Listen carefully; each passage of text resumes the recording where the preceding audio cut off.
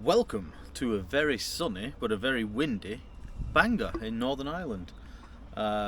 It's a good time to show you the marina because one of its upsides is that it's blowing a bit of a hoolie and it is flat calm in here. Currently ducking down behind the boat next to me so you can actually hear me, hopefully. If you don't know by now, I'm going around all of the Boatfolk marinas using their cruising pass, which means that you can stay for 30 days in all of their other marinas. I think East Coast has some other restrictions regarding time, but yeah, basically you can go to any of their other marinas, of which there are 11 around the UK, as a berth holder and stay there for 30 days in each one for free. And that is what I am doing. So yeah, I've come from Portland and I'm currently in Bangor, Northern Ireland. I've said that twice, but hey, if you were looking for professionalism, you'd be looking somewhere else. So yeah, we're going to follow the same routine as on the previous ones, where I show you the navigation of getting here, any key factors in that, which is pretty simple to get here actually. It's quite an easy one. And then I'll show you around the marina and the facilities, then give you a bit of a history of the place, and then after that, final thoughts and opinions, or something like that. So yeah, beautiful, beautiful Northern Ireland. And yes, I have had a pint of Guinness. Right, let's get into it.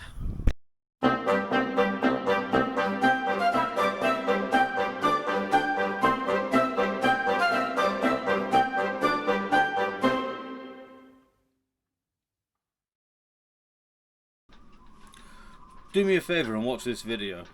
Not for me, for the RNLI. Because basically these marina tour videos, what I'm going to do is any proceeds that come from them, at the end of every month I'm going to donate that amount to the RNLI station that is local to this marina.